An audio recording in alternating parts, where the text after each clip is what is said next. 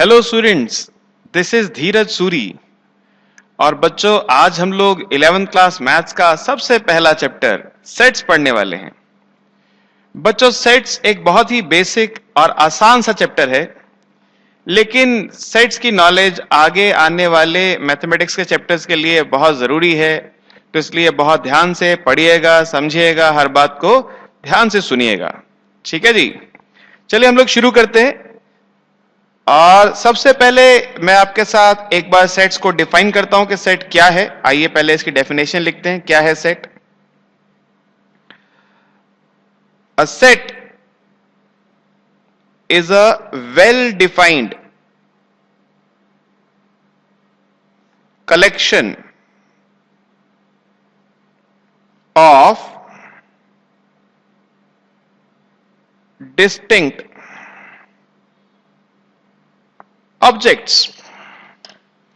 Well defined collection of distinct objects. मैं यहां पर दो चीजों को अंडरलाइन कर देता हूं, एक वेल डिफाइंड और दूसरा डिस्टिंक्ट ऑब्जेक्ट्स। ठीक है जी। देखिए, यह बात बहुत जरूरी है समझना कि वेल डिफाइंड से मेरा क्या मतलब है। पहले एक एग्जांपल से बात समझाता हूं। मान लीजिए हम लोग ये सेट बना रहे हैं, set of great batsman of Indian cricket team. आज तक इंडियन क्रिकेट टीम में जितने भी ग्रेट बैट्समैन रहे हैं उनका सेट बनाना चाहते हैं। एक श्रीमान जी आते कहते हैं सुनील गावस्कर को ले लीजिए, रवि शास्त्री को ले लीजिए, कपिल देव को ले लीजिए, विराट कोहली को ले लीजिए, सचिन तेंदुलकर को ले लीजिए। दूसरे आते हैं कहते हैं नहीं नहीं, देखिए आप इसमें से रवि शास्त्री को हटा दीजिए, इसमें से आप कपिल देव तो ऑलराउंडर थे उनको हटा दीजिए। यानी यहां पर एक एम्बिग्यूटी आ गई। हर कोई एक बात के ऊपर एग्री नहीं है कि एक पर्टिकुलर पर्सन को इस सेट का पार्ट बनाया जाए या ना बनाया जाए। तो वेल डिफाइंड से मेरा मतलब यह है कि जहां पर किसी को एम्बिग्यूटी ना हो। जैसे हम कहते हैं सिटीज ऑफ इंडिया, ठीक है, Delhi is a city of India, कोई एम्बिग्यूटी नहीं है, किसी को इसमें डाउट नहीं है, कोई नहीं कहेगा दिल्ली इंडिया की सिटी नहीं है। Jammu is a city of India, Bombay city of India, Jaipur is a city of India. तो यहां पर आप क्लियरली जानते हैं कि एक पर्टिकुलर शहर इंडिया की सिटी है या नहीं है, वो इस सेट का पार्ट है या नहीं है, इसमें किसी को कोई कंफ्यूजन नहीं हो सकता है। तो यानी सेट के लिए कहीं पे कोई एम्बिग्यूटी नहीं होनी चाहिए, पहली बात। दूसरी बात जो मैंने अंडरलाइन की है, डिस्टिंक्ट ऑब्जेक्ट्स। मैंने आपको ये बताया कि सेट्स में हम एलिमेंट्स को रिपीट नहीं कर सकते हैं। एक एलिमेंट एक सेट में सिर्फ एक ही बार लिखा जा सकता है, एक से ज्यादा बार लिखना पॉसिबल नहीं है। ठीक है जी। अगर लिखेंगे भी तो उसको एक ही बार काउंट किया जाएगा, दूसरी बार वो काउंट नहीं किया जाएगा। अब एक बात और जान लीजिए, हम लोग सेट्स को जनरली कैपिटल इंग्लिश अल्फाबेट्स से प्रेजेंट करते हैं। Capital A, capital B, capital C, ऐसे हम लोग सेट्स को प्रेजेंट करते हैं। और सेट्स के अंदर जो वैल्यू हम लिखते हैं उनको एलिमेंट्स बोलते हैं, या ऑब्जेक्ट्स बोलते हैं, या उनको मेंबर्स ऑफ सेट बोलते हैं। और उनको हम generally small English alphabet, small A, small B, small C से रिप्रेजेंट करते हैं। मैंने सेट अभी लिखा इसलिए नहीं आपके सामने, क्योंकि मेरे को बताना है कि सेट को हम लिखते कैसे हैं। तो देखिए, अब हम पढ़ रहे हैं क्या, representation of sets. Representation of sets कैसे प्रेजेंट करते हैं।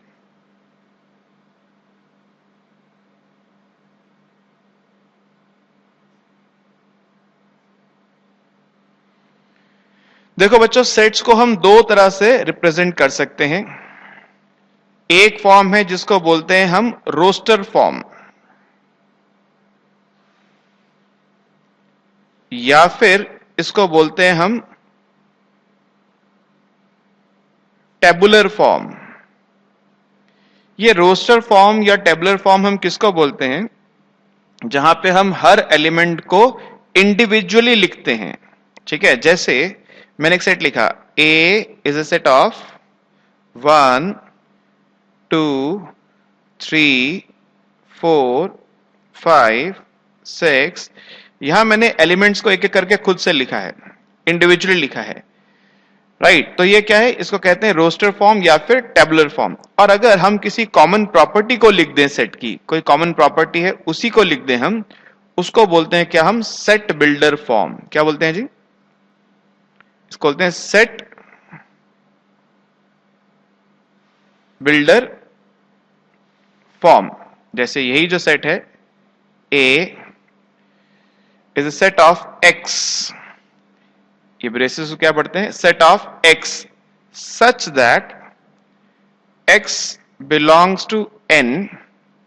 अब ये एन होता है बेटे सिंबल नेचुरल नंबर्स का। हम में से कुछ बच्चे इस बात को जानते हैं, कुछ बच्चे कहेंगे नहीं सर हम भूल गए, तो मैं अभी थोड़ी देर में वापस आपको समझाऊंगा नेचुरल नंबर, रियल नंबर सब क्या होते हैं, अभी समझाता हूं।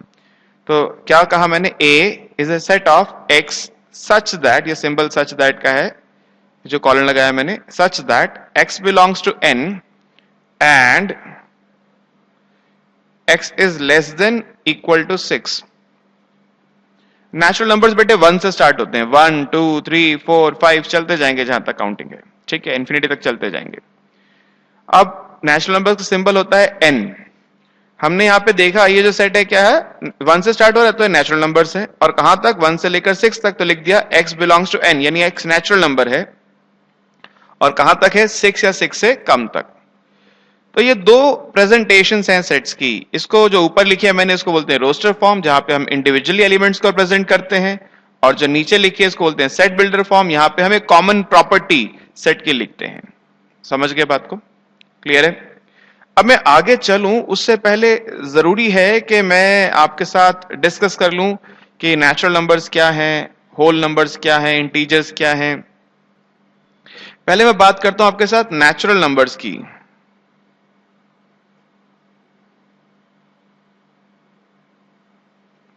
बेटे natural numbers non fractional positive values हैं, जीरो भी शामिल नहीं होता इनमें।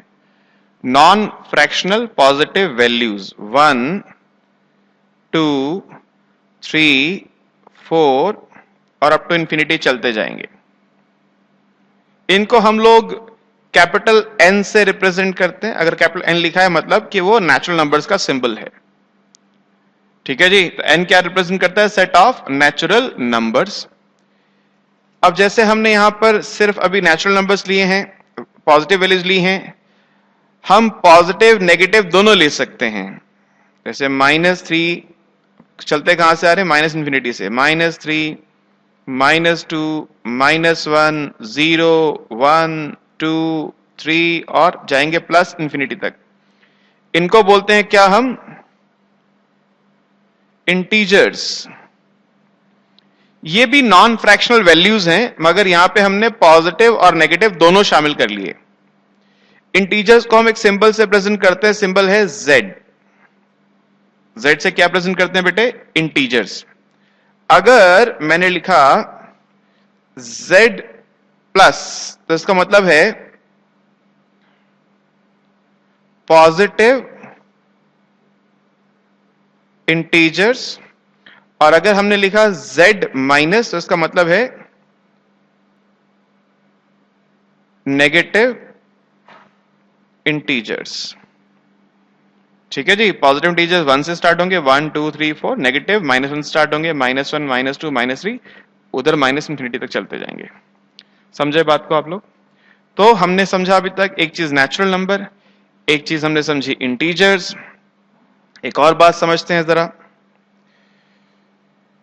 ठीक है, हटा दें इसको। अब हम लेकर आते हैं एक और चीज जिसको बोलते हैं आप लोग क्या, rational numbers.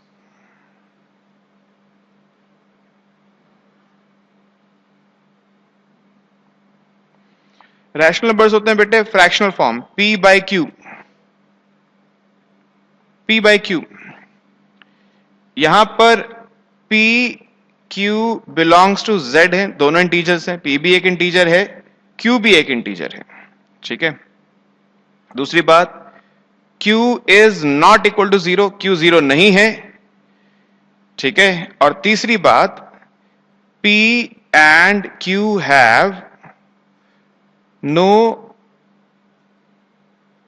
Common multiples. p और q में कोई भी कॉमन मल्टीपल नहीं है, कुछ भी कॉमन नहीं है दोनों में, राइट? कुछ कॉमन होगा तो कैंसिल करके सिंप्लीफाइड फॉर्म में लिखेंगे। ये होते हैं रैशनल नंबर, जैसे 1/2, 3/4, -5/6, ऐसे सब क्या है? रैशनल नंबर्स है। और हम इन रैशनल नंबर्स को रिप्रेजेंट करते हैं by the symbol Q। Q किससे प्रेजेंट करते हैं जी? Q प्रेजेंट करता है क्या? Rational numbers.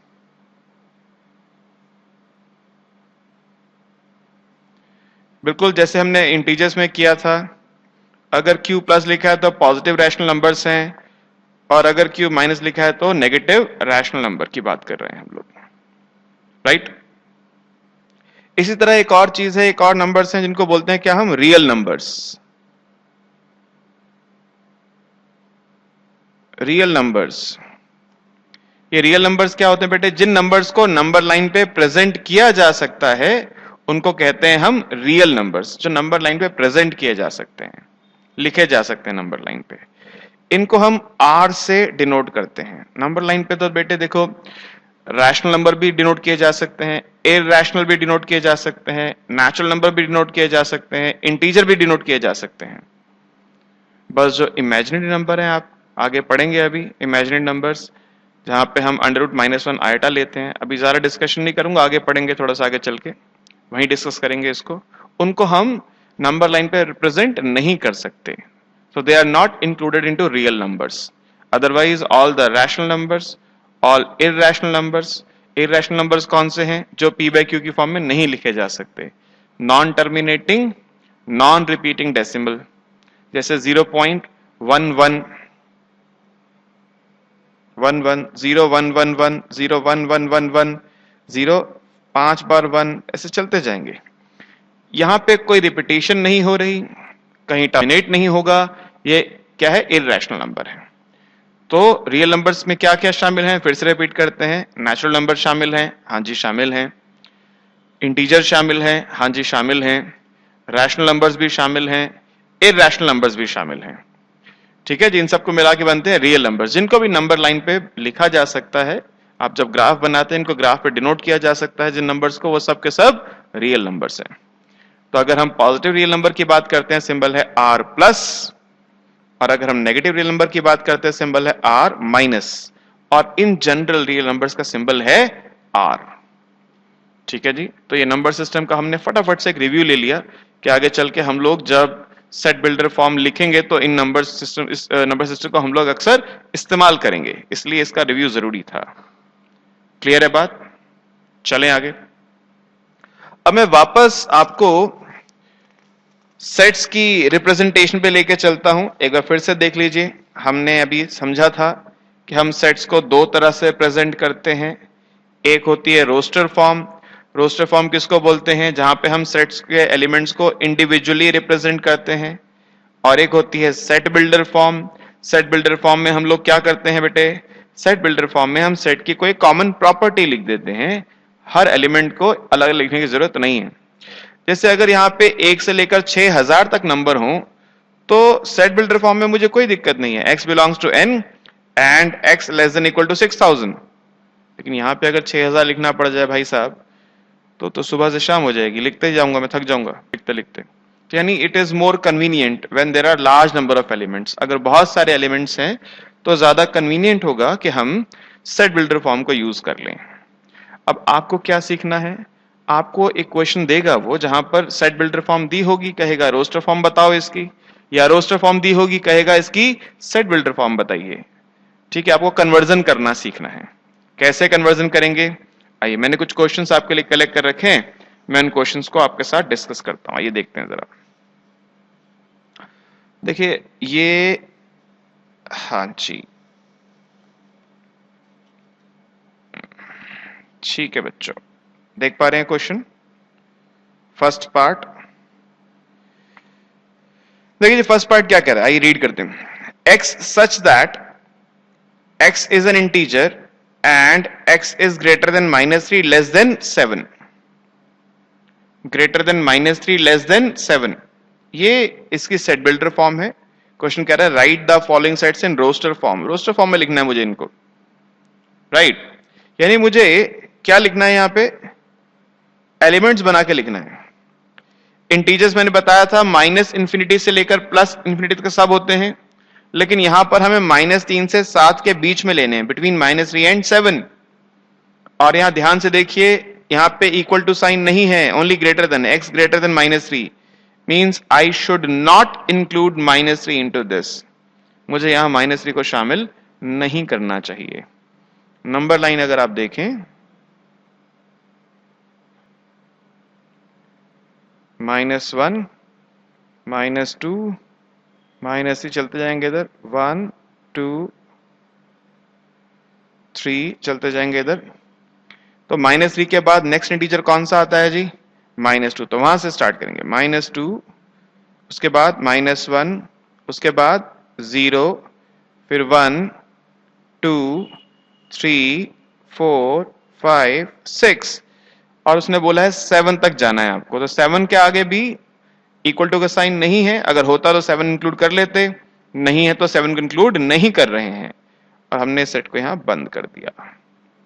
तो हमने क्या किया, ये जो एक कॉमन प्रॉपर्टी लिखी थी, उससे हमने हर एलिमेंट को इंडिविजुअली रिप्रेजेंट यहां पर कर दिया है। समझ गए बात को? तो हमें एक सेट बिल्डर फॉर्म पता थी, हमने कन्वर्ट कर दिया उसको रोस्टर फॉर्म में। एक और एग्जांपल देखते हैं, आइए। बी पार्ट क्या है जी इसका? सेकंड पार्ट, सेट बी है set of x such that x is a natural number less than 6। अभी अभी बताया था बच्चों, नेचुरल नंबर कहां से स्टार्ट होते हैं, याद है? हाँ जी याद है, नेचुरल नंबर 1 से स्टार्ट होते हैं। तो सेट ऑफ नेचुरल नंबर यानी हम 1 से स्टार्ट करेंगे, और कहां तक जाना है उसने? लेस देन 6 बोला है। लेस देन इक्वल टू 6 बोला होता तो 6 भी इंक्लूड कर लेते, लेकिन क्योंकि लेस देन 6 बोल रहा है इसलिए 6 को इंक्लूड नहीं करेंगे। तो क्या बनेगा जी? 1 से स्टार्ट होता है नेचुरल नंबर, 1 2 3 4 5, बस 6 नहीं लेना है। क्यों? क्योंकि उसने बोला है लेस देन 6। अगर इक्वल टू 6 ही कहा होता तो 6 भी ले लेते, यहां कॉमन नहीं लगेगा। ठीक है जी, बात क्लियर है? आइए एक और एग्जांपल देखते हैं। देखिए जी, ये क्या कह रहा है आपको, set of x such that x is a 2 digit natural number such that the sum of digits is 8। अब 2 डिजिट नेचुरल नंबर कौन सा होता है जी? जैसे 12 है, 25 है, 37, 42, 68, ये सब 2 डिजिट्स नेचुरल नंबर्स हैं। लेकिन एक कंडीशन और भी है, कंडीशन ये है कि डिजिट्स का सम मिलाकर 8 होना चाहिए। ठीक है, क्या 08 नेचुरल नंबर है बिल्कुल है, लेकिन क्या ये 2 डिजिट है? नहीं जी, 2 डिजिट नहीं है। 2 डिजिट नंबर 0 से स्टार्ट नहीं हो सकता।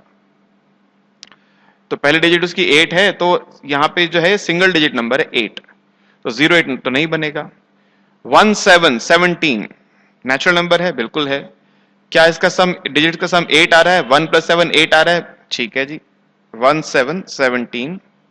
इसी तरह से 26 2 + 6 8 आता है, 35 3 + 5 8 आता है, 44 53 62 71 और 80।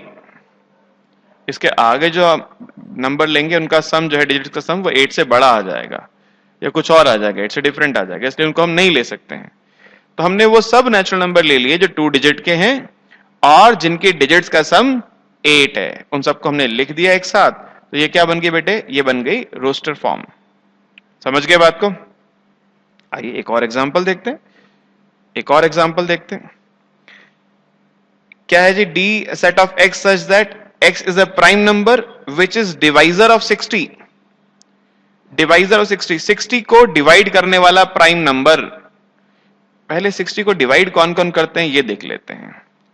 1 डिवाइड करता है 60 को, हाँ जी करता है, 2 भी करता है, 3 भी करता है, 4 भी करता है, 5 भी करता है, 6 भी करता है। 7 के टेबल में आता है? नहीं आता। 8 में नहीं आता, 9 में नहीं आता, 10 में आता है, 11 में नहीं आता, 12 में आता है, 13 14 में नहीं आता, 15 4 are 60 होता है जी। इसके बाद 20 में आता है जी, 20 के बाद 30 के टेबल में आएगा जी, और फिर 60 तो खुद को डिवाइड करेगा ही। अब इनमें से प्राइम डिवाइजर बोल रहा है ना वो, तो ये तो डिवाइजर हो गए। अब इनमें से प्राइम ढूंढ लेते हैं। प्राइम नंबर कौन से हैं बच्चों? 2 से स्टार्ट होते हैं, जो अपने अलावा किसी और से डिवाइड होंगे ही नहीं, वो प्राइम नंबर से। ठीक है जी,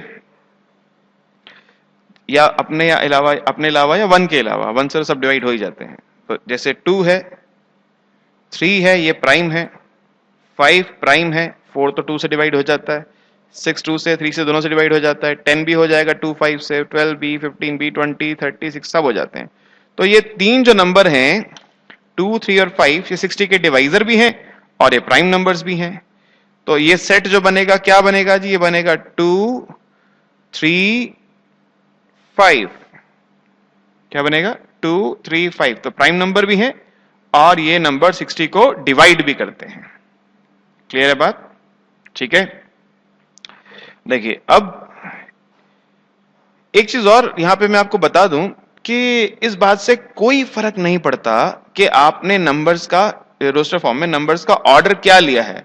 आप 2 3 5 लें या 2 5 3 लें या 3 2 5 लें, किसी को पहले किसी को बाद में लिख दें, उससे कोई फर्क नहीं पड़ता। ऑर्डर इज इमटेरियल, ऑर्डर में कोई फर्क नहीं पड़ता। ठीक है जी, तो इस बात के भ्रम में मत रहिएगा पहले 2 ही लिखना है या पहले 3 ही लिखना है। कोई नंबर भी पहले कोई भी बाद में लिखा जा सकता है।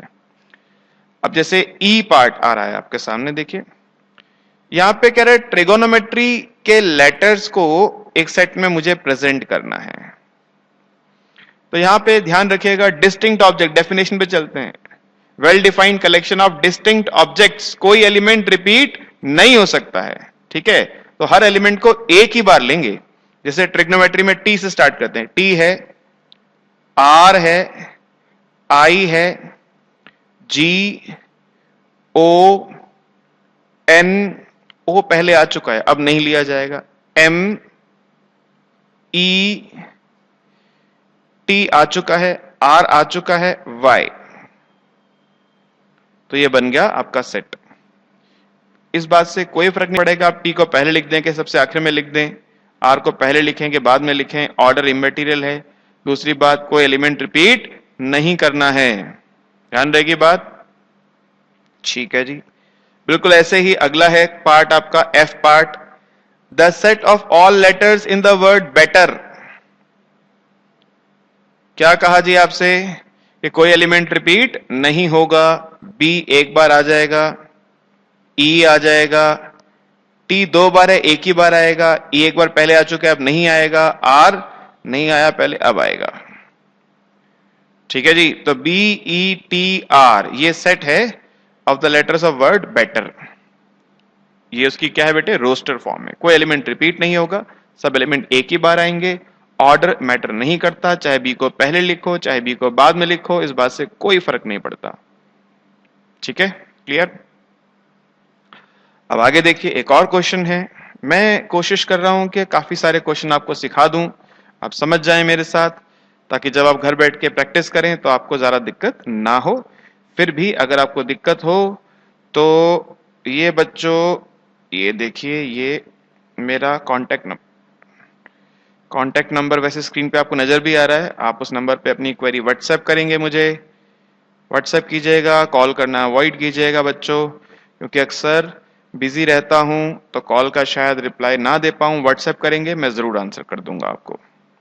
ठीक है जी, चलिए अब वापस आते हैं। अब देखिए नेक्स्ट पार्ट है जी। क्या कह रहा है जी आपको? x such that x is a positive integer and x square less than 40। x positive integer है और x स्क्वायर क्या है? Less than 40। बेटे पॉजिटिव इंटीजर्स कहां से स्टार्ट होते हैं? याद है इंटीजर्स नेगेटिव और positive all non fractional values, तो 1 से स्टार्ट हो रहे हैं। इस बात का भी ख्याल करना है कि जो इंटीजर हम लेंगे उसका स्क्वायर 40 से छोटा होना चाहिए। जैसे 1 का स्क्वायर 1 होता है, ले सकते हैं। 2 का स्क्वायर 4 होता है, ले सकते हैं। 3 का स्क्वायर 9 होता है, वो भी ले लीजिए। 4 का स्क्वायर 16 होता है, 4 भी ले लीजिए। 5 का स्क्वायर 25 होता है, 5 भी ले लीजिए।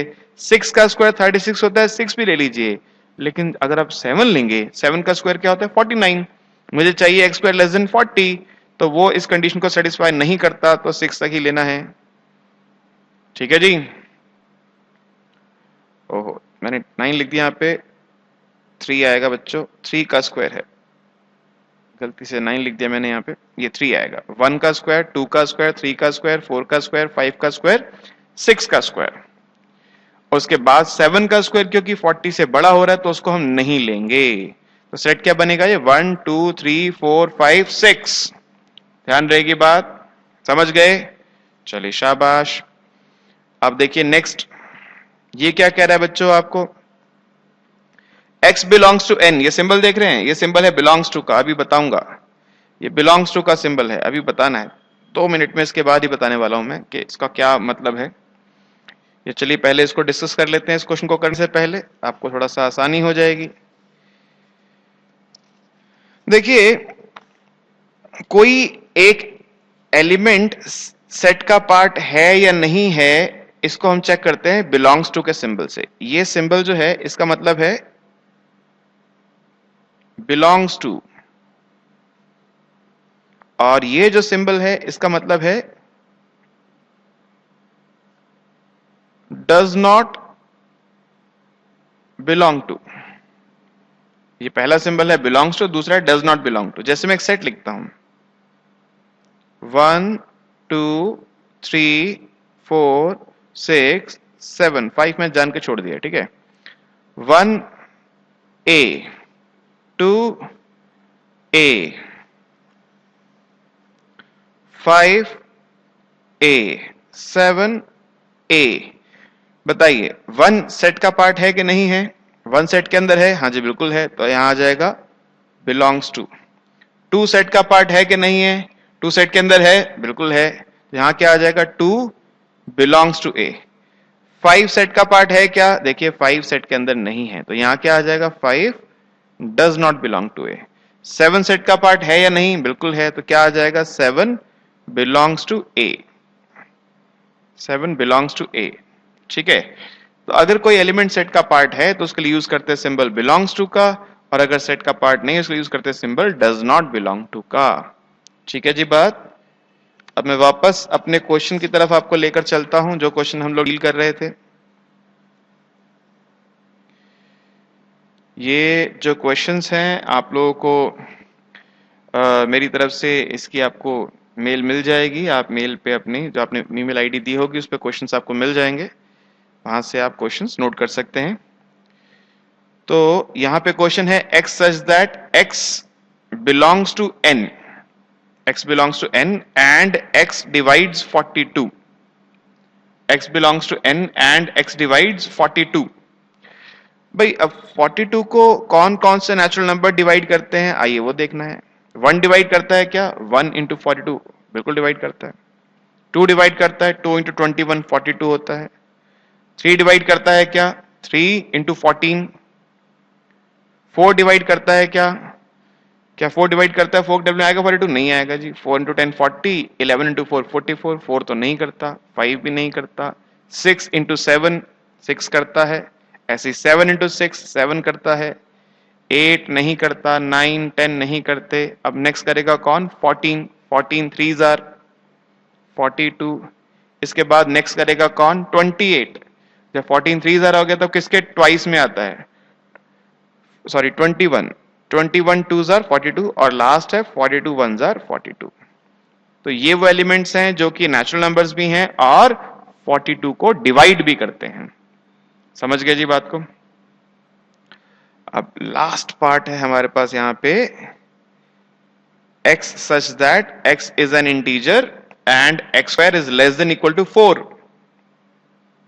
x is an integer and x square is less than equal to 4. ओहो, ये आई है, हाँ जी, x square less than equal to 4। देखो आप कहोगे सर ये क्वेश्चन पहले भी किया था, मगर ध्यान दीजिए वहां पे क्या था? x is a positive integer, यहां पे है सिर्फ x is an integer. Positive भी हो सकता है, नेगेटिव भी हो सकता है, और इसका स्क्वायर 4 से छोटा होना चाहिए, 4 के बराबर भी हो सकता है। ठीक है, देखते हैं जरा, मैं नेगेटिव साइड से स्टार्ट करना रीड करना स्टार्ट करता हूं। सपोज -5 लेते हैं, -5 का स्क्वायर क्या आ रहा है जी? -5 का स्क्वायर आ रहा है 25, 4 से बड़ा है, नहीं आ सकता। और नजदीक आई इधर उसकी वैल्यू को घटाते हैं तो -3 का स्क्वायर आ जाएगा 9, वो भी इससे बड़ा है। -2 का स्क्वायर क्या आ जाएगा 4, वो लिया जा सकता है। -2 का नेक्स्ट इंटीजर कौन सा है -1, -1 का स्क्वायर आएगा 1, लिया जा सकता है। उसके बाद 0, 0 का स्क्वायर होता है 0, 4 से छोटा है, लिया जा सकता है। 1 का स्क्वायर होता है 1, 4 से छोटा है, लिया जा सकता है। 2 का स्क्वायर होता है आपका 4, ये भी लिया जा सकता है। ठीक है, अब 2 के बाद नेक्स्ट आएगा इंटीजर 3, उसको नहीं लिया जा सकता। 3 का स्क्वायर 9 हो जाएगा, वो 4 से छोटा नहीं है। समझ गए बात को? तो इस तरह हमने क्या समझा, हमने ये समझा कि अगर हमारे पास एक सेट बिल्डर फॉर्म है तो हम उससे रोस्टर फॉर्म कैसे लिख सकते हैं। ये थोड़ा सा ज्यादा आसान होता है। दूसरी बात है कि आपको रोस्टर फॉर्म देगा और सेट बिल्डर फॉर्म बनानी होगी, यहां थोड़ा सा ज्यादा सोचना पड़ता है। लैंग्वेज पे कमांड चाहिए होती है, सिंबल्स पूरे पता होने चाहिए, और क्या कॉमन प्रॉपर्टी है वो आपको खुद से तय करनी होती है, कॉमन प्रॉपर्टी क्या है।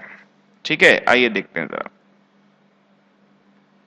जैसे ये क्वेश्चन आपको नजर आ रहा है, फर्स्ट क्वेश्चन है बच्चों, ए एक सेट है 1/2, 2/3, 3/4, 4/5, 5/6, 6/7। पहले मुझे यहाँ पे कॉमन प्रॉपर्टी ढूंढनी है। मैं बड़ी साफ साफ एक चीज देख पा रहा हूं कि 1/2, ये इसको मैं लिख सकता हूं 1/1 + 1। 1/2 को लिख सकता हूं क्या 1/1 + 1। 2/3 को लिख सकता हूं क्या 2/2 + 1। ऐसे ही 3/4 को 3/3 + 1। समझ रहे हैं? तो यानी मुझे क्या नजर आ रहा है यहाँ पे, A is a set of x such that x is equal to n/n + 1। ठीक है, n/n + 1 है, और ये कहां से स्टार्ट हो रहा है, n 1 से स्टार्ट हो रहा है, मतलब n नेचुरल नंबर है। n belongs to n, small n belongs to capital n, capital N is a symbol of natural number, बताया था मैंने आपको। और एक कंडीशन और है कि ये जो वैल्यू है इसकी हाईएस्ट वैल्यू 6 है, n is less than equal to 6। ठीक है जी बात। तो यानी हमने क्या किया यहां पे, हमने यहां पर इसको, ये जो रोस्टर फॉर्म थी, कॉमन प्रॉपर्टी लिख दी कि x है n/n + 1, सब जगह सेटिस्फाई हो रहा है। n 1 से स्टार्ट हो रहा है तो लिखा नेचुरल नंबर है, और हाईएस्ट वैल्यू 6 है, लिख दिया n less than equal to 6 है। ठीक है जी, अगला देखिए एग्जांपल। ये सेट B जो है, B क्या दिया आपको, देखिए 1, 4, 9, 16, 25, 36, 49। को समझ में आ रहा है क्या है ये 1 का स्क्वायर है, ये 2 का स्क्वायर है, ये 3 का स्क्वायर है, 4 का स्क्वायर है, ये 5 का स्क्वायर है, ये 6 का स्क्वायर और ये 7 का स्क्वायर है। नेचुरल नंबर्स के स्क्वायर हैं। तो क्या लिखूंगा, x is a set of B is a set of x such that x is equal to a square where a belongs to n, एक नेचुरल नंबर है। ठीक है जी। और एक बात और क्या कह रहा है आपको यहाँ पे वो, क्योंकि आपको 49 पे जाके रुक जाना है। अगर यहाँ डॉट डॉट डॉट लगा होता तो मैं कंडीशन नहीं लगाता। यहाँ पे अगर डॉट डॉट डॉट लगा होता मतलब ये इनफाइनाइट सेट है जो कहीं खत्म नहीं होता।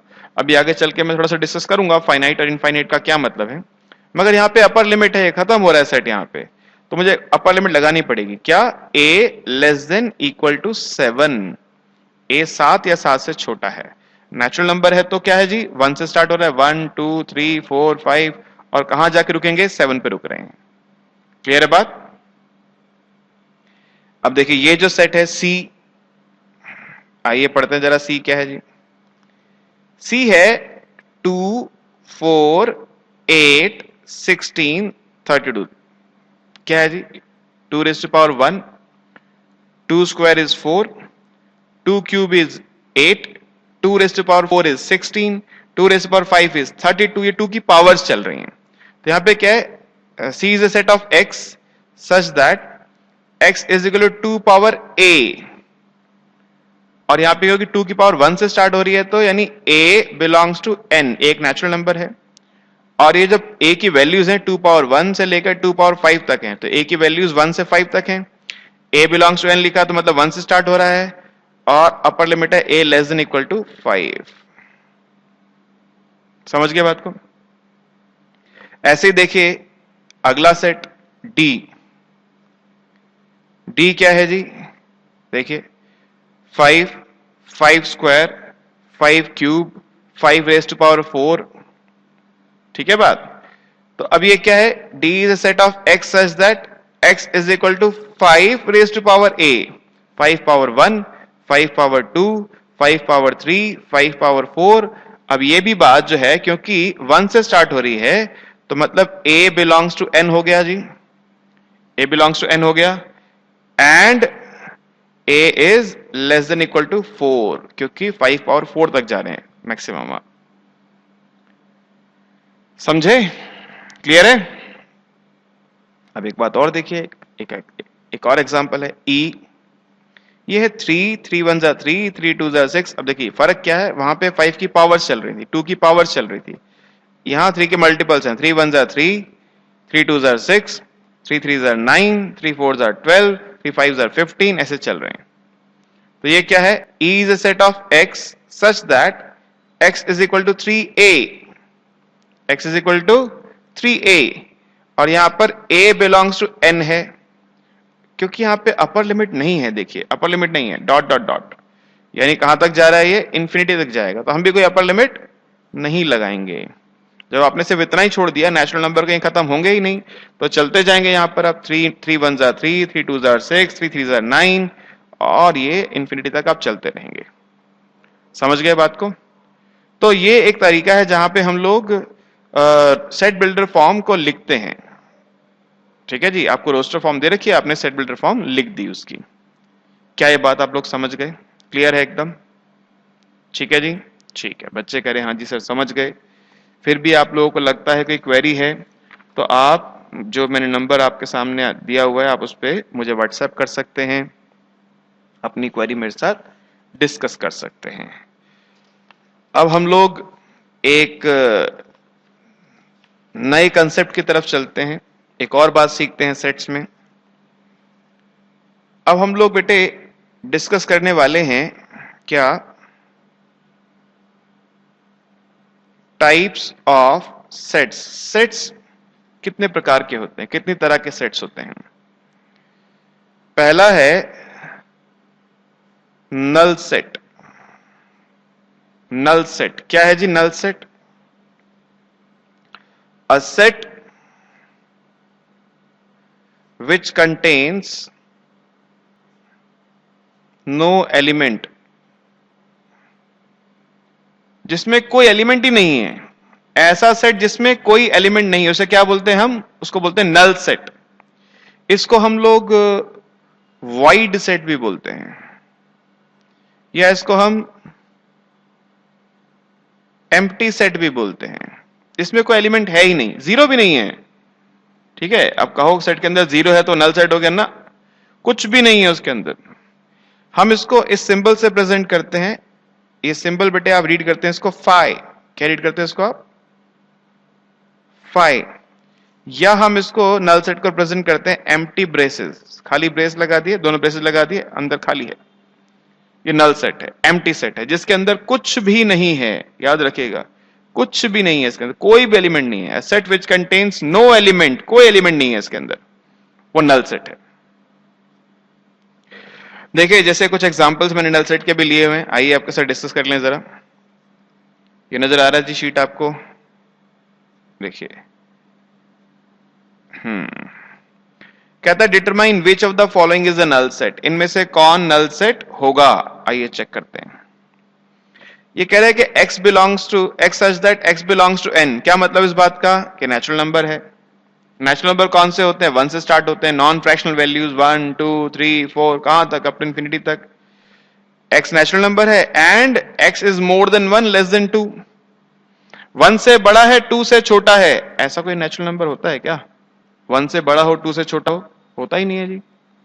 नेचुरल नंबर तो क्या है? 1 है, 1 के बाद अगला 2 ही है, बीच में कोई नेचुरल नंबर नहीं है। तो यानी इस सेट में कोई एलिमेंट है ही नहीं। हमें नेचुरल नंबर चाहिए, 1 से 2 के बीच में ऐसा कोई नेचुरल नंबर होता ही नहीं है, तो ये नल सेट है। This set is a null set. Statement लिख देंगे, this set is a null set, ये एक नल सेट है, फाई है। ठीक है, फिर ये क्या दिया देखिए, x such that x belongs to z। याद है z किसका सिंबल है? इंटीजर्स का, z एक इंटीजर है, and x square is equal to 2। अगर एक्स स्क्वायर इक्वल टू 2 है तो यानी x क्या आएगा, अंडर रूट 2। अंडर रूट 2 क्या होता है बेटे, याद है? ये एक इररेशनल नंबर है, इसकी अप्रॉक्सिमेट वैल्यू आएगी 1.4 के आसपास। 1.4 इंटीजर होता है क्या? नहीं जी, 1.4 तो इंटीजर नहीं होता। इंटीजर्स भी क्या होते हैं, नॉन फ्रैक्शनल वैल्यूज होते हैं। 0 1 2 3 4 5 6 इधर चलते जाइए, या फिर नेगेटिव साइड पे -1 -2 -3 -4 वहां चलते जाइए इंफिनिटी तक। तो यानी 1.4 जो कि एक फ्रैक्शनल वैल्यू है, ये इंटीजर नहीं है। तो ऐसा कोई इंटीजर नहीं है जो इस इक्वेशन को सेटिस्फाई करता हो। तो ये भी क्या है, एक ये नल सेट है। This set is also a null set. ऐसा कोई इंटीजर है ही नहीं जिसका स्क्वायर करने पे 2 आ जाए। ठीक है जी, क्लियर? आगे देखते हैं। Set of odd natural numbers divisible by 2। लो जी, मजाक कर रहे हैं हमारे साथ। अब बताओ बच्चों, ऑड नंबर कभी 2 से डिवाइड होते हैं? डेफिनेशन ही यही है, वो नंबर जो 2 से डिवाइड नहीं होते वो ऑड होते हैं। ये भाई साहब कह रहे हैं set of odd natural numbers divisible by 2, तो पॉसिबल है क्या? नहीं जी, पॉसिबल ही नहीं है। ये तो ऑड नंबर तो 2 से डिवाइड ही नहीं होते, तो ऐसा कोई नंबर है ही नहीं जो ऑड भी हो और 2 से डिवाइड भी होता हो। जब ऐसा कोई नंबर ही नहीं है तो ये भी क्या है जी, ये भी नल सेट है। ठीक है जी, क्लियर है? अगला देखिए, set of even prime numbers. Prime numbers कौन से होते हैं? जो अपने आप से और 1 से डिवाइड होते हैं। 2 से स्टार्ट होते हैं, 2 3 5 7 11 13 चलते जाएंगे इस तरह से। 2 इकलौता ऐसा प्राइम नंबर है जो इवन है। 2 के अलावा बाकी जितने भी प्राइम नंबर्स हैं वो सब के सब ऑड हैं। 2 है इवन। ठीक है जी, आप कहोगे 4 क्यों नहीं? क्योंकि 4 तो 2 से डिवाइड हो जाता है। डेफिनेशन क्या है? जो अपने अलावा और 1 के अलावा किसी से डिवाइड ना होता हो। 2 अपने और 1 के अलावा किसी से डिवाइड नहीं होगा, लेकिन बाकी जितने भी इवन नंबर है वो सब 2 से डिवाइड तो हो ही जाएंगे। तो ये नल सेट नहीं है।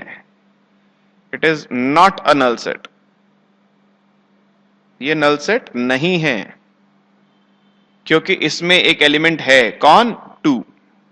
इस सेट में एक एलिमेंट है 2, तो ये नल सेट नहीं है। ठीक है जी।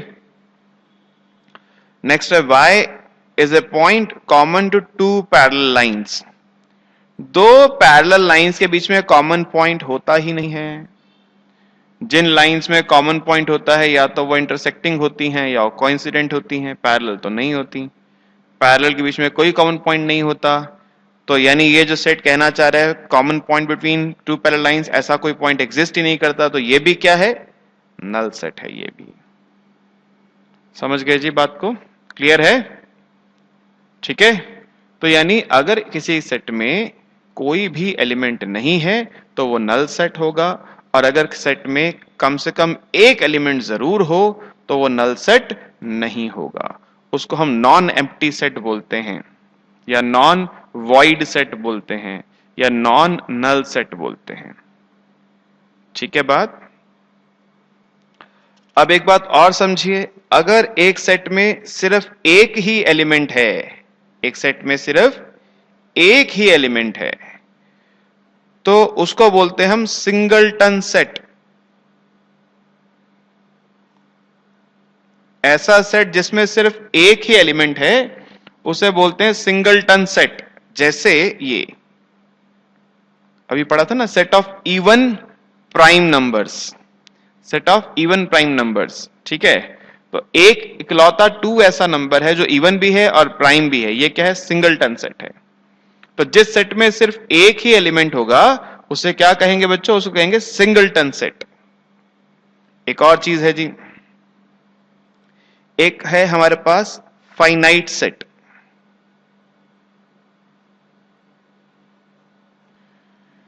जब गिनना शुरू करें आप किसी चीज को, आप गिनिएगा कि आपके घर में कितने पंखे लगे हुए हैं। आप गिन पाएंगे ना? किसी कोई कहेगा मेरे घर में 2 पंखे लगे हैं, कोई कहेगा 3 लगे हैं, कोई कहेगा 10 लगे हैं, कोई कहेगा 20 लगे हैं, जितना बड़ा घर है किसी का। लेकिन कोई ऐसा थोड़ी कहेगा कि मेरे घर में तो भैया अनंत पंखे लगे हैं, पंखे ही पंखे लगे हैं, कभी खत्म नहीं होगी गिनती, गिनते जाओ, जीवन बीत जाएगा, पंखे खत्म नहीं होंगे। ऐसा थोड़ी कोई कहेगा। तो यानी आपके घर में जो पंखे लगे हैं वो फाइनाइट हैं। क्या है? फाइनाइट है। तो जिसको हम काउंट कर सकते हैं, अगर किसी एलिमेंट को काउंट करना स्टार्ट करें और गिनती खत्म हो जाएगी कभी जाकर, चाहे कितनी भी देर बाद जाके खत्म हो, तो वो फाइनाइट है। और अगर जिसको काउंट करेंगे और गिनती कभी खत्म ही नहीं होगी, चलते जाओ कभी खत्म नहीं होगी, वो इनफाइनाइट है। ठीक है जी। तो अगर एक सेट ऐसा है जो कहीं ना कहीं जिसका लास्ट एलिमेंट होगा ही, वो फाइनाइट है। और एक सेट ऐसा है जिसका कहीं लास्ट एलिमेंट नहीं होगा, वो इनफाइनाइट है। ठीक है जी। तो जैसे आप लिखते हैं क्या, 1 2 3 4 5 और मैंने लगा दिया आगे डॉट डॉट डॉट। इसका मतलब यह कि ये एक इनफाइनाइट सेट है। क्या है ये? इनफाइनाइट। और अगर मैं यहां रुक जाऊं 1 2 3 4 5, ये फाइनाइट सेट है। ये एक फाइनाइट सेट है और ये एक इनफाइनाइट सेट है। ठीक है जी। तो अगर आप एलिमेंट्स को काउंट करेंगे और काउंटिंग कहीं पे जाकर रुक जाएगी, खत्म हो जाएगी, तो वो फाइनाइट सेट है। और अगर आप एलिमेंट्स को काउंट करते हैं और काउंटिंग कभी खत्म नहीं होगी, चलते जाएंगे कभी खत्म नहीं होगी, तो वो क्या है? इनफाइनाइट सेट है। ठीक है। सेट्स के हम जब प्रेजेंटेशन करते हैं तो रोस्टर फॉर्म में जब लिखते हैं डॉट डॉट डॉट, मतलब ये इनफाइनाइट सेट है। चाहे लास्ट में लिखा हो, चाहे स्टार्टिंग में लिखा हो, चाहे दोनों जगह लिखा हो, तब भी इनफाइनाइट होता है। ठीक है। और अगर हमारे पास फर्स्ट एलिमेंट भी है और हमारे पास लास्ट एलिमेंट भी है, तब वो फाइनाइट सेट है। बीच में भले कितनी बार भी लिखा हो डॉट डॉट, जैसे मैं लिख दूं 1 2 डॉट डॉट डॉट, फिर यहां लिख दूं 1000। अब ये हमारा एक फाइनाइट सेट ही है। ठीक है। बीच में हमने डॉट डॉट लिखा, वो इसलिए लिखा क्योंकि हम सारे एलिमेंट्स को लिखना नहीं चाह रहे। यहाँ पे एंड में डॉट डॉट या स्टार्टिंग में डॉट अगर लगा दिया आपने, उसका मतलब ये है कि ये सेट कहीं से शुरू नहीं हो रहा या फिर कहीं पे खत्म नहीं हो रहा। ठीक है। तो वो इनफाइनाइट सेट होगा। क्लियर है बात? मोटी बात यह है बच्चों कि अगर हम एलिमेंट्स को काउंट कर सकते हैं तो वो फाइनाइट सेट है, और काउंट नहीं कर सकते तब वो इनफाइनाइट सेट है। देखिए जी, क्वेश्चन फिर से क्वेश्चन लेकर आते हैं आपके सामने। देखिए इसमें कहता है बताओ which of the following sets are finite और इनफाइनाइट। इनमें से कौन से फाइनाइट है, कौन से इनफाइनाइट है, बताओ जी। आइए बताते हैं। Set of months of a year, 12 ही तो महीने होते हैं, है? 1 से लेके 12 तक जानते हैं 12 महीने। ऐसे महीने खत्म ही नहीं होंगे कभी। फिर जनवरी आ जाएगा दिसंबर के बाद, फिर दिसंबर का फिर जनवरी आ जाएगा, लेकिन एक बार में तो 12 ही महीने रहेंगे ना। जब लिखेंगे आप तो जनवरी से लेकर दिसंबर तक 12 महीने रहेंगे। तो ये फाइनाइट सेट है। ये क्या है जी? नेचुरल नंबर्स नजर आ रहे हैं मेरे को, 1 2 3 और आखिर में डॉट डॉट डॉट, मतलब कहीं खत्म नहीं होगा। ये क्या है? ये इनफाइनाइट सेट है। ये इसका मेरे पास इस सेट का फर्स्ट एलिमेंट भी है 1 और लास्ट एलिमेंट भी है 100। बीच में भले ही डॉट लगे हो, फर्क नहीं पड़ता। फर्स्ट एलिमेंट भी है, लास्ट एलिमेंट भी है, तो ये फाइनाइट सेट है। ठीक है।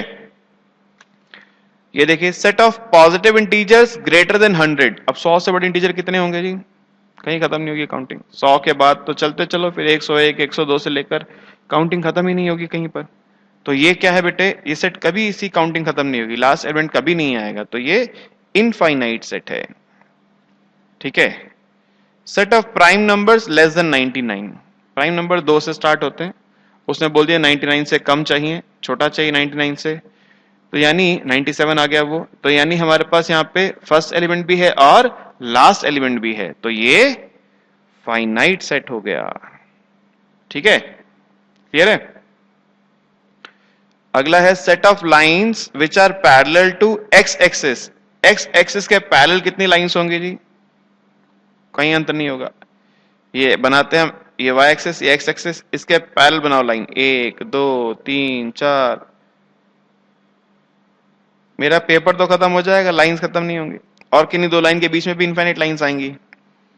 तो ये इनफाइनाइट सेट है, इसके ऊपर भी और नीचे भी कहीं खत्म नहीं होगा। ये क्या है बच्चों? इनफाइनाइट सेट है। Set of letters in the English alphabet. English में कितने लेटर्स होते हैं? सबको पता है। हिंदी में कितने होते हैं? चलो मैं भी पूछ के बताऊंगा। इंग्लिश में कितने हैं जी? 26 लेटर्स हैं, ए से लेकर जेड तक। ठीक है। तो set of letters in English alphabet कितने? 26 हैं, फाइनाइट हैं, काउंट किए जा सकते हैं। तो ये एक आजकल रिवाइज हो गया है, हिंदी को हम लोग थोड़ा सा कम प्रेफरेंस देने लगे हैं, ठीक नहीं है। कोशिश करेंगे, आप भी कोशिश कीजिए कि थोड़ा हिंदी हम लोग अपनी इंप्रूव करें। चलिए जी, लेट्स मूव ऑन, आगे चलते हैं। The set of numbers which are multiple of 5, set of numbers which are multiple of 5, 5 के मल्टीपल्स, 5 के मल्टीपल्स कौन कौन से होंगे? 5 के मल्टीपल, 5, 10, 15, 20, 25, 30, कहां तक? कोई लिमिट नहीं है, इसी कोई लिमिट नहीं है, ठीक है। तो अब कोई अपर लिमिट नहीं है तो ये भी इनफाइनाइट सेट है जी। अब ये जो लास्ट क्वेश्चन है, सोचिए जरा एक बार, सोचिए, set of animals living on the earth, ये बात सच है कि उनको गिन पाना पॉसिबल नहीं है, ये बात सच है, ठीक है, इस बात को हम एडमिट करते हैं, गिन पाना पॉसिबल नहीं है। मगर जो एलिमेंट्स, जो एनिमल्स हैं वो हैं तो फाइनाइट ही, चाहे 1 अरब हो, चाहे 1 खरब हो, चाहे 100 खरब हो, लेकिन है फाइनाइट ही। हम नहीं गिन सकते वो अलग बात है, लेकिन उनका कोई ना कोई एक लास्ट नंबर है, उसके बाद और एनिमल्स इस अर्थ पर नहीं है, तो ये एक फाइनाइट सेट है, ठीक है। यहां बच्चे अक्सर गड़बड़ करते हैं कि भाई ये तो गिने नहीं जा सकते। इनफाइनाइट का मतलब ये नहीं है कि जो गिने नहीं जा सकते, इनफाइनाइट का मतलब ये है कि जहां पर कभी काउंटिंग खत्म ही नहीं होगी, ठीक है। जैसे वो होती है ना रेस, रिले रेस होती है, बैटन पकड़ा दिया, आप दौड़ रहे हैं, दौड़ते दौड़ते आप थक गए, आपने बैटन किसी और को पकड़ा दिया, अब वो दौड़ रहा है, उसने किसी और को पकड़ा दिया, अब वो दौड़ रहा है। अगर ऐसी दौड़ है जो बैटन पकड़ाते जाओ कभी खत्म ही नहीं होने वाली, वो इनफाइनाइट है। और अगर ऐसी दौड़ है जहां पे आप बैटन पकड़ाएंगे आगे तो कभी ना कभी 1 बार, 2 बार, 3 बार, 4 बार बाद जाके खत्म हो जाएगी। अगर आज से हम गिनना शुरू करें, शायद एक आदमी अपनी लाइफ में सारे एनिमल्स ना गिन पाए, दूसरा आ जाएगा उस बैटन को आगे लेके चलेगा, तीसरा आ जाएगा, चौथा आ जाएगा, कभी ना कभी सारे एनिमल्स हम लोग काउंट कर लेंगे कि इतने एनिमल्स हैं जी, ठीक है। तो ये सेट फाइनाइट है, इनफाइनाइट नहीं है। इनफाइनाइट वो होता है जहां पे कभी काउंटिंग खत्म ही नहीं होगी। समझ गए? इस बारे में बच्चे अक्सर दुविधा में रहते हैं, सर ये कैसे फाइनाइट है, जरा बताओ। तो मैंने समझाया आपको, समझ गए आप लोग, ठीक है। चलिए, गुड, शाबाश। अब बच्चों और आगे चलते हैं थोड़ा सा, आइए एक और टॉपिक आपके साथ मैं डिस्कस करना चाहता हूं, और वो टॉपिक है बेटे इक्वल सेट्स। इक्वल सेट्स क्या है जी? इक्वल सेट्स का मतलब,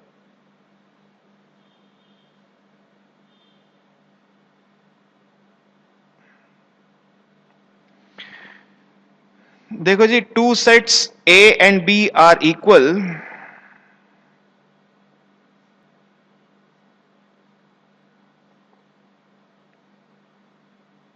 if they have identical elements। अगर A के सारे एलिमेंट B में हैं और B के सारे एलिमेंट A में हैं, तब वो इक्वल सेट्स हैं। जैसे ये देखिए, एक है A इज इक्वल टू 1 2 3, एक है B इज इक्वल टू 3 2 1। क्या इक्वल सेट्स हैं? बिल्कुल इक्वल है, ठीक है। ऑर्डर याद कीजिए, क्या बताया था स्टार्टिंग में आज, ऑर्डर इंपॉर्टेंट नहीं है। इसमें एलिमेंट है कि 1 यहां भी है, इसमें है 2 यहां भी है, इसमें है 3 यहां भी है, इसके सारे एलिमेंट B में है और B के सारे एलिमेंट A में है, तो ये दोनों सेट इक्वल सेट हैं। एक और देखिए, A है हमारे पास 1 2 1 3 और B है हमारे पास 2 1 3। आप कहेंगे सर ये क्या कर दिया आपने, अभी तो आप कह रहे थे एक एलिमेंट एक ही बार आएगा, आपने 1 को 2 बार लिख दिया। तो बच्चों, भले ही आप किसी एलिमेंट को 2 बार लिखो, वो दूसरी बार जो आपने लिखा वो हम उसको नजरअंदाज कर देंगे, वो है ही नहीं, वो किसी काउंटिंग में ही नहीं है, उसका होना ना होना एक बराबर है। तो इस सेट में एलिमेंट्स कौन से हैं? 1 है, 2 है, 3 है। 1 एक ही बार है, 2 बार नहीं है, ठीक है। तो एलिमेंट्स क्या है इसमें? 1 2 3, उसमें भी क्या है? 1 2 3। एलिमेंट्स दोनों में सेम है, इसलिए ये भी इक्वल सेट्स हैं। क्या है ये? इक्वल सेट्स हैं। समझ गए? अब देखो, मैंने इसके भी कुछ क्वेश्चंस आपके लिए बनाए हुए हैं, आइए जरा इन क्वेश्चंस को देखते हैं। कह रहा है A है set of letters in alloy, तो ए के एलिमेंट्स क्या क्या होंगे जी? ए में ए आएगा, एल एक ही बार आएगा, ओ आएगा, वाई आएगा। और बी में क्या एलिमेंट्स आएंगे जी? एल आएगा, ओ आएगा, वाई आएगा, ए आएगा। तो देखिए एलिमेंट्स कौन से हैं? A L O Y, A L O Y. Order important नहीं है, ऑर्डर से कोई फर्क नहीं पड़ता कौन पहले लिखा कौन बाद में लिखा। मैं चाहता तो वहां भी ए एल ओ वाई लिख देता, जान के ऑर्डर अलग लिखा, ये बताने के लिए कि ऑर्डर की कोई इंपॉर्टेंस नहीं है बच्चों, ठीक है? क्योंकि दोनों में सेम एलिमेंट्स हैं तो ये इक्वल सेट्स हैं। क्लियर है बात? सेकंड क्वेश्चन, सेकंड पार्ट देखिए। n belongs to z, n एक इंटीजर है, and n square less than 4, less than equal to 4। अभी पढ़ा था हमने, थोड़ी देर पहले डिस्कस किया था इसको। ऐसे इंटीजर्स का सेट जो कि 4 या 4 से छोटे हैं। कौन से हैं जी वो इंटीजर्स? -2, -1, 0, 1, 2। ठीक है? -2 से छोटे इंटीजर लोगे, -3 वो सेट का पार्ट नहीं है, -4 नहीं है, या 2 से बड़े लोगे वो भी सेट का पार्ट नहीं है। और इधर क्या है? x belongs to r and x square minus 3x plus 2 is equal to 0। यानी ऐसे रियल नंबर्स जो कि इस इक्वेशन को सेटिस्फाई करते हैं। आप देखिए इसको अगर मैं फैक्टराइज करूं तो इस फैक्टर क्या बनते हैं? x minus 2, x minus 1 equal to 0। इसके दो फैक्टर्स हैं, एक है x इज इक्वल टू 2 और एक है x इज इक्वल टू 1। तो b में क्या एलिमेंट्स आ रहे हैं जी? एक आ रहा है 1 और एक आ रहा है 2। तो क्या यहां पर a और b बराबर हैं? क्या लगता है आपको? नहीं जी, बराबर नहीं है। आप कहें -1 और 1 सेम है, नहीं, वो अलग अलग हैं। 1 दो बार आ जाएगा तो हम उसको एक बार काउंट करेंगे, लेकिन ये -1 है, ये 1 है। ठीक है? और यहां पे क्या है? b 1 और 2 है सिर्फ। एक कंसेप्ट आएगा आगे सबसेट का, वो आगे चलकर डिस्कस करूंगा। इतना बता देता हूं क्योंकि b के सारे एलिमेंट a में है तो b a का सबसेट है, लेकिन वो अभी कहानी आगे चल के आएगी, नेक्स्ट क्लास में उसको डिस्कस करूंगा आपके साथ। फिलहाल ये इक्वल नहीं है, a is not equal to b, not equal to का साइन लगा दिया, एज सिंपल एज दैट। ठीक है? अब देखिए यहां पर क्या है?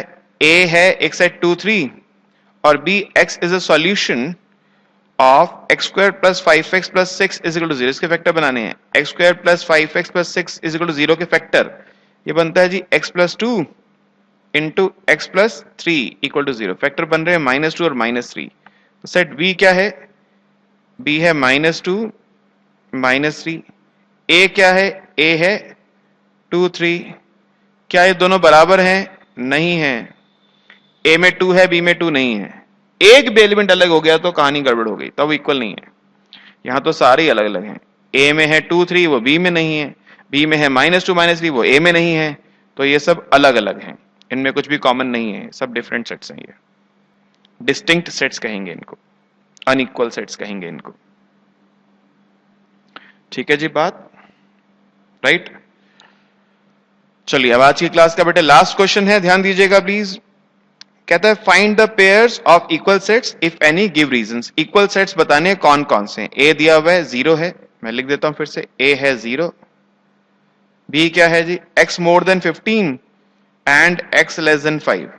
हेलो, x 15 से बड़ा है और 5 से छोटा है। ऐसे के नंबर बताओ सोच के, 15 से बड़ा हो 5 से छोटा हो, कैसे होगा? नहीं है ना ऐसा कोई नंबर, तो ये तो नल सेट है जी। ऐसा कोई नंबर है ही नहीं जो 15 से बड़ा हो और 5 से छोटा हो। 15 से बड़ा होगा तो 5 से छोटा नहीं होगा, और 5 से छोटा होगा तो 15 से बड़ा नहीं होगा। तो ऐसा कोई नंबर तो है ही नहीं। सी क्या है बेटे?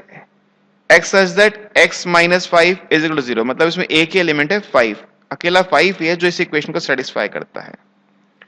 d क्या है जी? d है x square is equal to 25। -5 का स्क्वायर भी 25 होता है, 5 का स्क्वायर भी 25 होता है। ये दो एलिमेंट्स इसको सेटिस्फाई करते हैं। और e क्या है? e है integral positive root of the equation x square minus 2x minus 15 is equal to 0। इसके फैक्टर बनते हैं बेटे क्या? x minus 5 into x plus 3 equal to 0। तो इसके दो रूट्स आ रहे हैं, एक 5 और एक -3। एक आ रहा है 5 और एक आ रहा है -3। हमें चाहिए पॉजिटिव, -3 नहीं लेंगे, 5। अब इनमें कौन कौन बराबर है? a और b बराबर है क्या? क्या कह रहे हैं, बराबर है।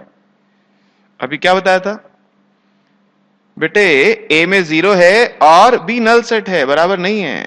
जीरो होने से ए अब नल सेट नहीं रहा, ए सिंगलटन सेट है। ए में एक एलिमेंट है 0 और बी में कुछ नहीं है, बी नल सेट है। ए और बी बराबर नहीं है, ए और सी बराबर नहीं है, बी और सी बराबर नहीं है, डी भी किसी के बराबर नहीं है। मगर हाँ एक बात नजर आ रही है, सी में एक एलिमेंट है 5, ई में एक एलिमेंट है 5, तो सी और ई बराबर है। मैं लिख सकता हूं क्या, सी इज इक्वल टू ई। तो इस क्वेश्चन का आंसर क्या है, find the pairs of equal sets if any give reasons. तो रीजन के तौर पे हमने पहले सेट्स लिख दिए हैं यहाँ पे, और फिर हम कहते हैं because C and E have same element therefore C is equal to E. ठीक है जी बच्चों, समझ आई बात आपको। तो देखिए आज की क्लास में हम लोगों ने बेसिक सेट्स को समझा है, पढ़ा है, हर बात को मैंने आपके साथ डिस्कस किया है। आपको कोई क्वेरी लगे, मेरा नंबर स्क्रीन पे आपको नजर आ रहा है, आप प्लीज व्हाट्सएप कर दीजिएगा, मैं आपको रिप्लाई कर दूंगा। ठीक है, थोड़ा पेशेंस रखिएगा, रिप्लाई करने में आधा दिन एक दिन का समय कभी लग सकता है। आप व्हाट्सएप करेंगे, मैं पढ़ूंगा, उसके बाद जैसे समय लगेगा आपको आधा दिन या एक दिन उसके बाद आपको रिप्लाई मिल जरूर जाएगा। ठीक है, चलिए, थैंक यू।